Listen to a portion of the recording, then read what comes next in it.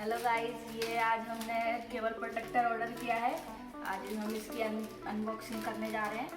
देखते हैं क्या निकलता है। हमने 8 पीस का ऑर्डर किया था। ये देखो गाइस, एक केबल प्रोटेक्टर मिला है हमें 8 पीस, जिसमें पर पीस में 4 पीस है। एक दिखाते हैं कि इसको यूज़ कैसे करते हैं। ठीक है, हमने ले लिया ये हमारा डाटा केबल। देखो गाइस, इसको ऐसे यूज़ करते हैं। ऐसे किया तो अच्छी तरह से इसमें कवर कर दो।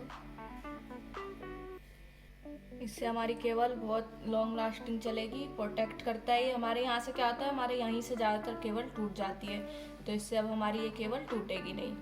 ये हमारी केबल को प्रोटेक्ट करेगा अच्छी तरह से। ओके गाइस, देखा आपने। बाकी मैं आपको इस प्रोडक्ट का लिंक शेयर कर दूंगी, वहाँ से आप जाके इसे बाय कर सकते हैं। Okay, thank you, bye bye.